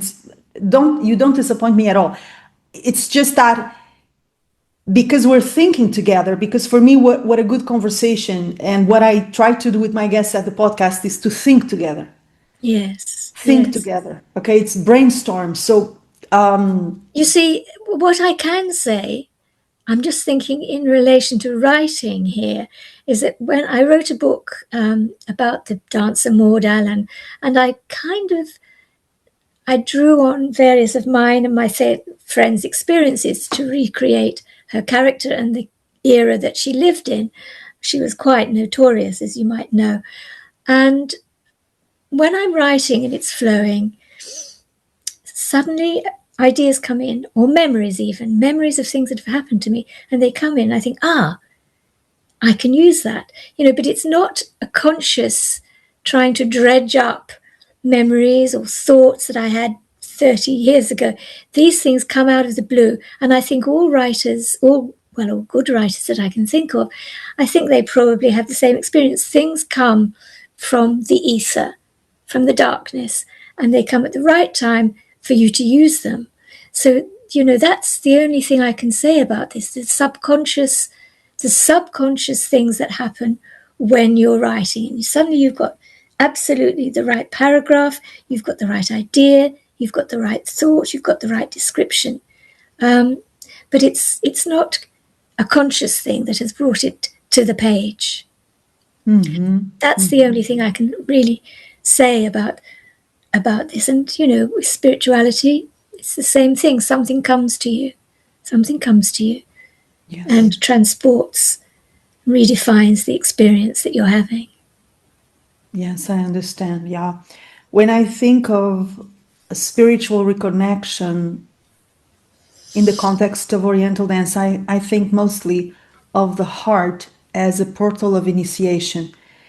In all my years of not only career but study, because before I moved to Egypt to work, I had already traveled throughout Egypt a lot to learn, just to research, to record, to take lessons. And one of the things that I learned and noticed early on was that there is a portal of initiation. There is a dimension of Rex Shorki, Egyptian dance, belly dance, whatever people like to call it, that only happens through the heart. And from that point of observation, and having known Egyptian culture, contemporary and old culture, ancient culture, better than I know my own, Portuguese and Spanish, which are my native cultures, I know Egypt better than my own country, which is a little bit shameful, to be honest, but that's what it is. I noticed that through the heart and the symbolism of the heart and what the heart has meant from pharaonic times, there is an entire dimension of Egyptian dance that hasn't been explored. It hasn't been written about, that's for sure. And when I talk about the spiritual side of Oriental dance, or the potential for a reconnection, I'm speaking specifically about the heart, but I'm not going to go deeper than that, because otherwise this would be another episode. So let's jump into something that you describe in I Put a Spell on You. A story about the performance Dancing Girls that you presented in Liverpool years ago. I know there was some backlash from an Islamic community in that place. And can you tell us a little bit about that experience and what have you learned from it? Well, we were booked into a small arts centre in Liverpool, and the show had already been a success. We'd done it in London at Sadler's Wells, and it had had some very good reviews from the national press. So one of the people she wasn't performing it, somebody else was performing with me, but this woman worked with the arts centre, so she got it booked in. And as part of the cultural mix of things at the centre, there were women from Middle Eastern communities in Liverpool who were involved in helping sort everything out. One woman, the Islamic community heard about the show and they'd shown the reviews, and they decided that this was un-Islamic, it was terrible, it shouldn't be shown. One man threw a stone through the window of a woman who was involved in helping to coordinate things, and it was the subject of Friday prayers just before it went on. And so, of course, the imam said, don't go to this show, it's not the right thing to see. But it was already booked out, so it was already full. And the thing is that the reviews, they were respectful reviews. The Muslim people who looked at them or who heard about the show knew nothing. They knew nothing about the show. They didn't know about the nature of it. It was full of quotations from travellers from the 19th century. It had little tableaus of dance. Very interesting music, but it wasn't in any way a sort of sexy show. Absolutely not. So they didn't even know. And this is so typical of people who get things banned that they don't know about. They're going from a position of ignorance when they try and get things banned. I mean, it's the same happened with Salman Rushdie's book, The Satanic Verses, which I read, which was a very funny book. And you have to have a sense of humor to, in your religion to read that. But of course, even people I knew condemned it. And I said, well, have you read it? They said, well, no.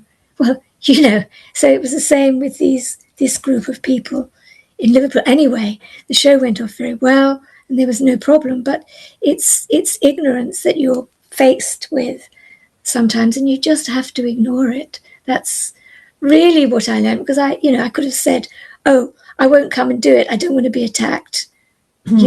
Someone to take out a knife and try and stab me. But you just have to ignore these things and go ahead with what you believe in. Backlash is also a part of doing work that you believe in and doing revolutionary work, which I believe that you have done.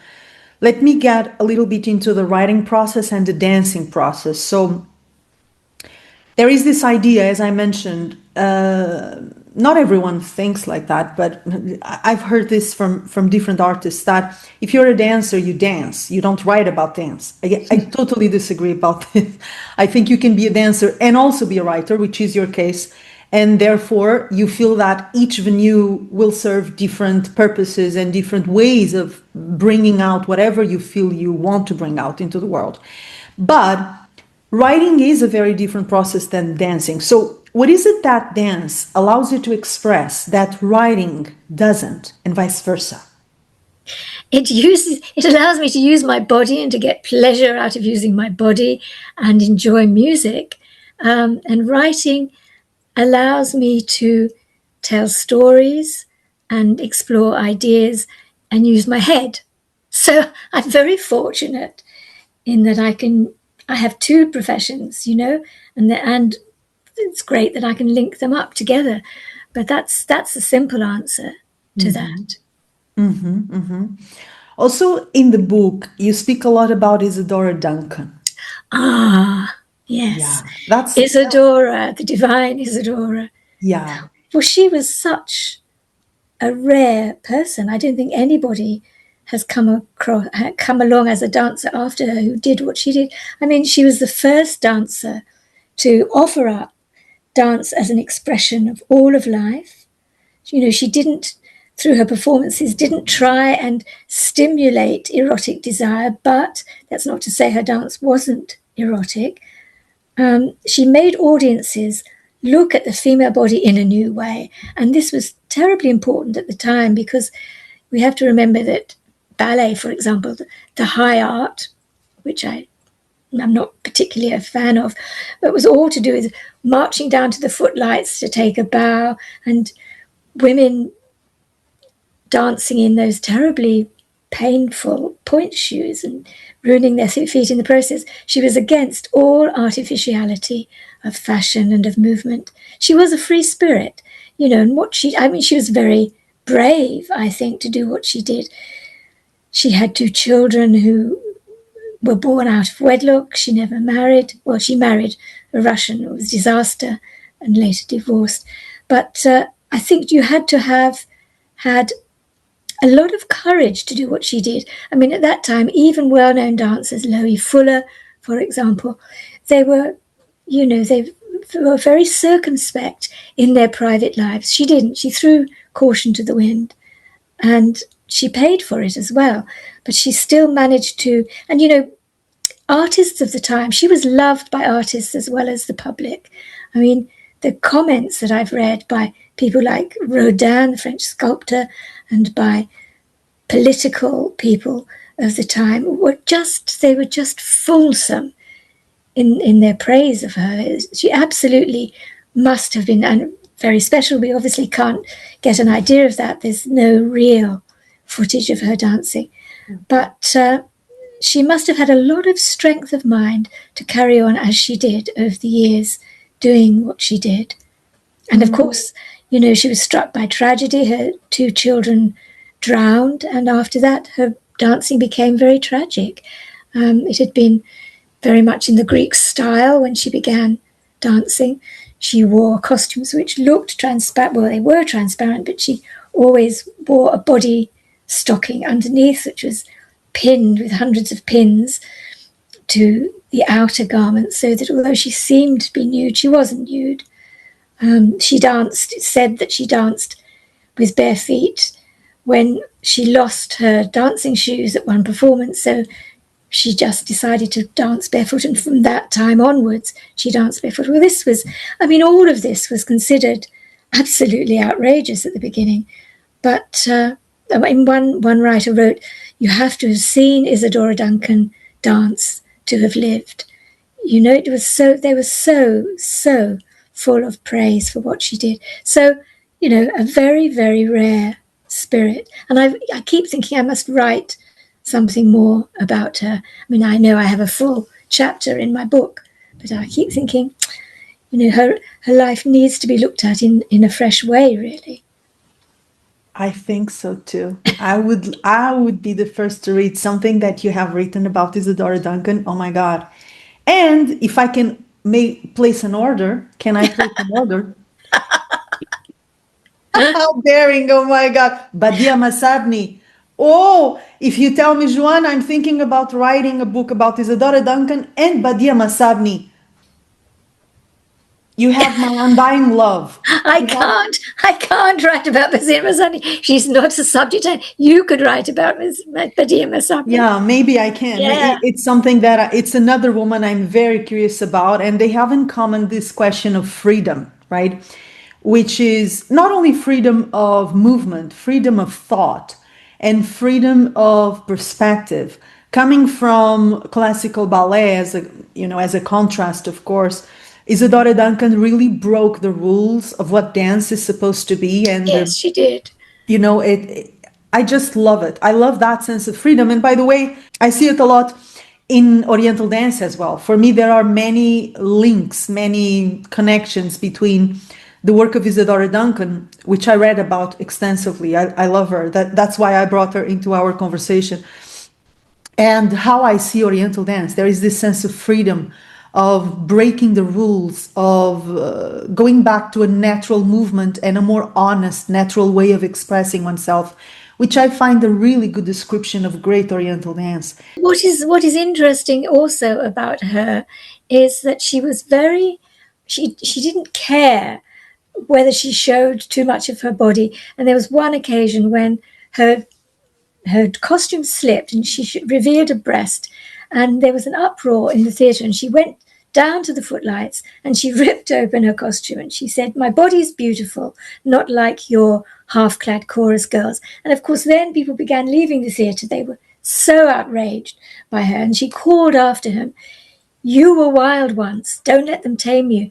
And that's what she stood for, the wildness of the untamed spirit. Now, one of the interesting things about her life, she had a great affair with, it was her most serious love of her life, with Gordon Craig, theatre designer, who was, I have to say, a bit of a heel in terms of his treatment of the many women he involved himself with. And one interesting thing I read was that he said to her, he admired her tremendously. He admired her work tremendously, but once he said to her, "Why don't you stop prancing around on the stage and just, sharpen my pencils for me so I can get on with my design?" And he lived off her. He absolutely lived off her goodness, her sense of humor, her contacts, but it was never enough for him. And in the end, she had to let him go. So, there are all sorts of aspects of her life, which I think haven't been treated sufficiently. People simply think this was a great love, but it was a full of problems, and he didn't, despite him saying he had respect for her work, actually you wonder how much his respect was for her work or for how much she could help him in his work. So, that's one little aspect of her life as well. Mm-hmm, for sure. Anyway, I won't go on about her. No, I already noticed that you love her, and really go forward with the book. I would love to read that. Just one last note on Isadora Duncan, the question of the body, right? I feel that from what I know, from her work, from what I've read, she also saw the body from a more innocent, non-sexualized point of view, and that is Yeah. in itself revolutionary. The fact that she was okay, if the breast is out, okay, I'll show you the rest. What? It's a body. It's divine. It's my body. There is no shame in Yes. it. There is no meaning, whatever meaning you offer to it. It's your meaning. It's not mine. Okay, I am free, and my body is free, and it's innocent. There is a very different view on the body, on the human body, and that in itself, I believe, is absolutely revolutionary. Yes. Yes. It is. And it's something that all of us could consider, at least, right? Yes. Why so much weight put on the body? Yes. Why so much meaning? Why so much pressure? Why so much impact? It's a body. It's Yes. And also, I think, she was certainly the first person to offer up dance as an expression of all of life that she could. I mean, in her later dances after the death of her children, which she never recovered from, she became much more of an actress. She moved more slowly, very heavy movements, expressing the tragedies of life. I mean, there's one description of her dance she once did where she repeatedly hurled herself against an invisible door and was thrown back, hurled herself again at this door, and finally the door opened, letting in light and freedom. And she said, "This is the story of my life. This is what I've been doing all my life." and that's dance. Yes. That's dance. That's the definition of dance. You just described it. I hope people can understand what you just shared. Beautiful. So let's close with the most interesting thing you've learned as a researcher about Rex Sharkey and then about yourself. So let's separate this in two different venues. What was the Well, most interesting thing about the dance that you have found? I think it's to be honest, I think it's the culture that has been of most interest for me, not knowing anything about the Middle East or North Africa, not just their hospitality, but the really charming things as well as the problematical things. This has been a lifetime of going around absorbing all this. And, I never would have come across it in my life. If I hadn't taught, written about it, had a Lebanese publisher, had friends all over Europe who were from the Middle East. This has been really the most fascinating thing. I mean, what would I have done otherwise? I had no idea. So that's the thing for me. Yeah, I totally agree. It is a rich culture. I would say cultures, because from country to country you have Yes. many differences of everything. But knowing the culture, or getting to know the culture as a byproduct of being involved with the dance, Yes. it's a luxury. I totally relate to it. And what about yourself? What have you discovered about yourself in all these years as a researcher, searching for answers, searching for Oh, questions? goodness. That's a more difficult one. I mean, dance, I'm half Sicilian and I live in England largely. And my intellectual aspect is very much in evidence here. When I dance, and also when I travel in Europe and in Italy, I think that the dance has opened up a whole passionate side and a physical side which doesn't find so much expression in England, where I'm based. So I would say that's what it's done for me. Beautiful. There is a lot I did not cover. Oh, And by the way, when I was thinking about this episode, I had to control myself. Again, there is so much in your book. I'm going to show it again. I'm focusing on I Put a Spell on You, but you have The Serpent of the Nile. You have the book on Maud Allen that you mentioned already. There are different things, all of them really interesting to explore. I have tried to keep it as short and synthetic as possible, because if I had my way, we would be here for a week talking about so many things. You have no idea the amount of notes I did only on this book. I'm not even talking about the Serpent of the Nile, which is a different chapter, different subject. I would like to close with a dream, a project, something that you would still like to materialize. You already mentioned Isadora Duncan book, which I hope, I don't want to put pressure on you, but I hope that you will write it. And I'm sure it's going to be wonderful. I'm sure. Aside from that, is there something you would still like to materialize in terms of Oriental dance related projects? Well, I've been tinkering with some short stories based on my experience about dance and dancers. So I haven't done anything with them. That's a separate thing to get them to see the light. But that's what I have been working on and off. I don't have any big projects apart from that. No, I mean I did do my last. I thought this is my last theatre work. This was to do with tango. This was with actors and with tango dancers, which I did a couple of years ago. And I thought, it's too difficult putting something on. It's just too difficult. So I've retreated from that world. But, maybe the stories or something. I would also love to get Serpent of the Nile out in Spanish, but my publisher never managed it. And the rights of the book have reverted to me. So if anybody, can interest a Spanish publisher in having the book in Spanish, that would be wonderful, because all over the Spanish-speaking world, people do Middle Eastern dance. And that's been very frustrating. A couple of years ago, a woman said, I'd like to translate it and bring it out in Spanish. And she did a bit of a translation, but then she became busy on other projects. And I'm thinking, I would love to have it in Spanish, really would. So beautiful. And you are enjoying life? Hopefully, yes. Yes. What is it that you love the most? What is your favorite thing to do these days? Non-related to dance.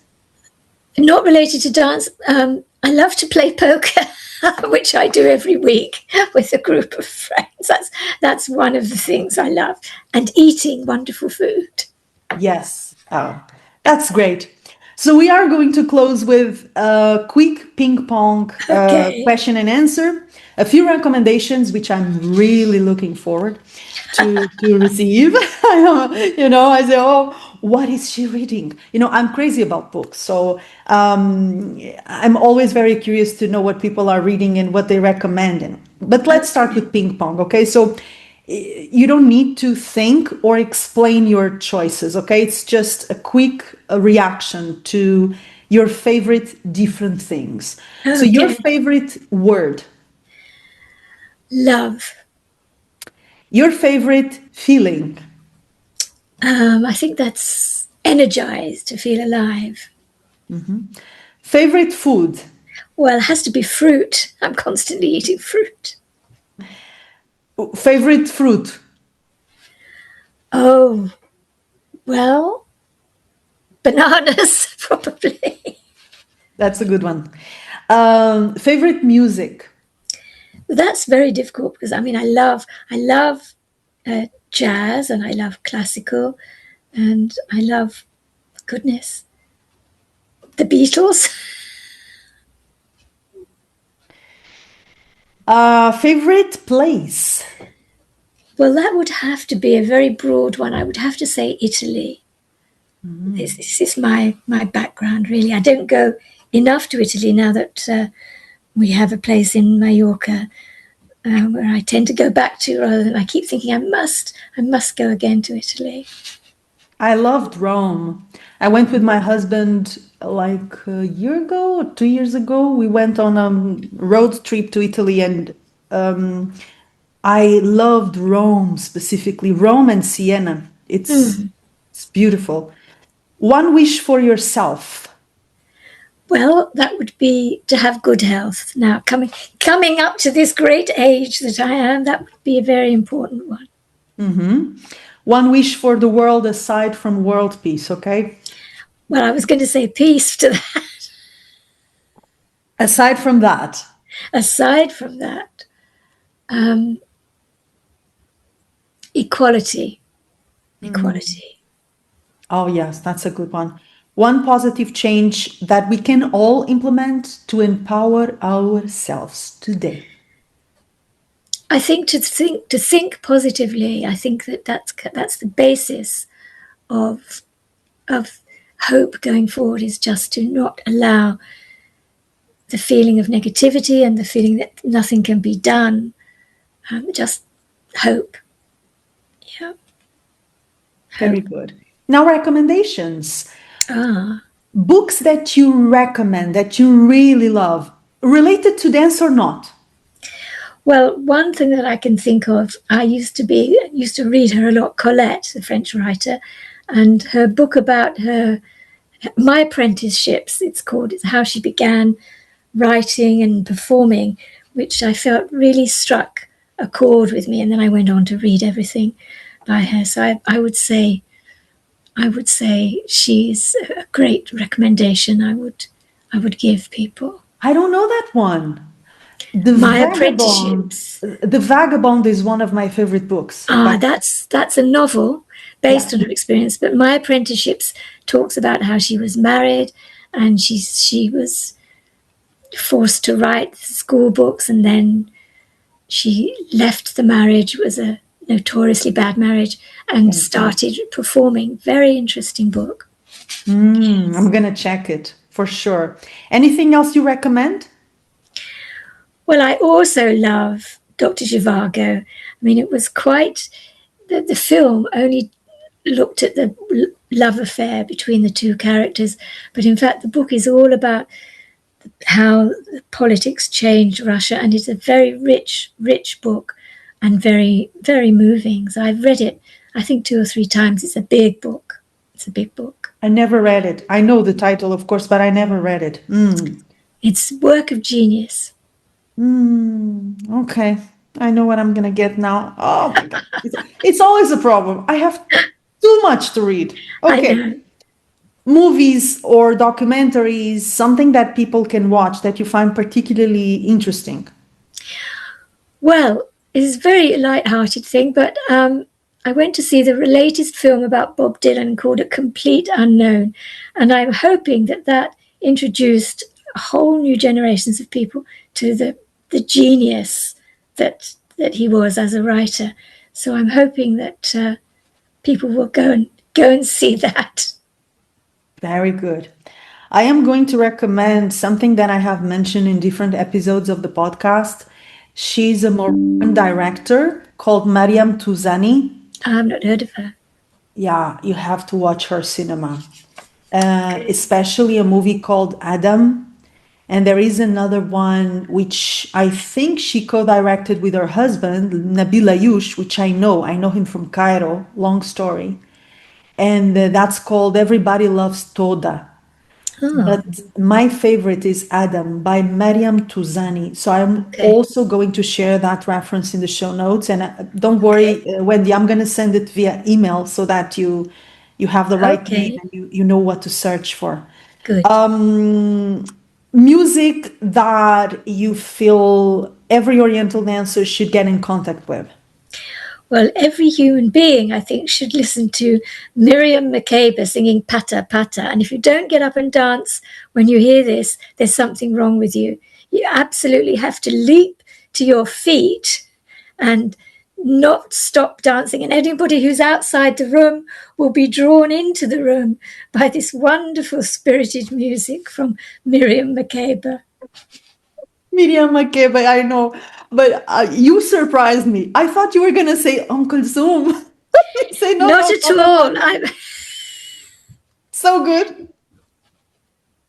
You know, it's interesting. It's so many years since I was totally involved with Middle Eastern dance and music that other things have taken over. And I look back and I'm often surprised.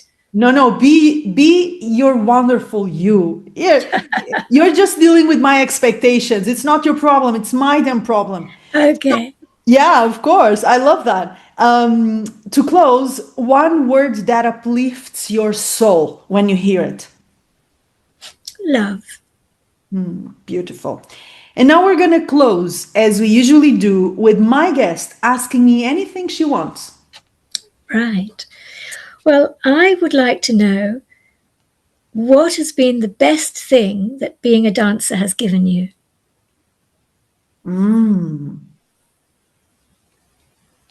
Okay, so I'm going to divide the answer in two sections because I've been a dancer all my life. I started really, really early on, and I went from the spectrum of classical ballet at age 5. That's when I went into the conservatoire and started studying classical ballet, which is in the polar opposite of Egyptian dance in so many ways. And then I've danced through all my life, childhood, teenage years, adulthood. I am going to think specifically about the stage of my life when I was introduced to Egyptian dance. And the best thing, I'm going to try to be as exact, precise as possible, because there are so many good things about it, so many beautiful things about it. You mentioned the culture behind it as a real big pro. For me, I share that too. I think that being introduced to the culture, the Arabic language, which I speak, but I only speak because I was working in Cairo for a long time, and I naturally had to learn. So learning the Arabic language and what that did to my brain and to my heart, it changed me completely. And I'm speaking about the Arabic language only. I'm not even speaking about the dance. But the dance, gathering everything, my professional experience, working with musicians in Cairo, for Egyptian audiences, working with Mahmoud Reda, working around the world, dancing for myself without anyone watching. I mean, when I bring it all together, I think the best thing has been a more joyful, colorful, human view of life. That's a good answer. Hands down, hands down. When I juice it, because you have to juice it a lot, because there are so many tabs open, right? I mean, it's this reason and that reason and that, and that, and that. But when I make the effort of juicing it, it comes down to having been introduced to a sensibility, a way of breathing, a way of experiencing life, which is deeply alive, deeply colorful, deeply human. No way I would have had that perspective if I hadn't fallen in love with Egyptian dance and gone down into it and deep into it. No way. No way.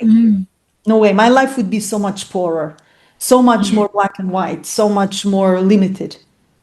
Yes, that's a really splendid answer. It's a really good answer. And I'm not only talking about intellectually knowledge. I'm talking about really the way you operate in your daily life, the way you experience life, the way you experience emotion. It has made me bigger from the inside out. Yeah, that's the best thing for me. It's life-changing. Okay. And when I tell people it's life-changing, they feel, oh, she's doing marketing. I'm not doing marketing. I'm terrible at marketing. I'm being honest. That's it. And if it sounds great, it's because it is great. Wendy, thank you so much. That's a My great God. answer. We're just closing today's episode with Wendy Buonaventura. Guys, I am going to invite you to like the episode, ask questions to our guest, and let us know in the comments if you enjoyed this episode and why you enjoyed it, because we're always eager to know it. Wendy, once again, thank you for being here. Thank you for all the amazing work that you do. And thank you for being my guest. It was an honor. Well, thank you. Thank you for inviting me. I've really enjoyed it. And interestingly enough, there goes the bell at the very last minute. Thank you. I heard it. We'll keep in touch. We will. We'll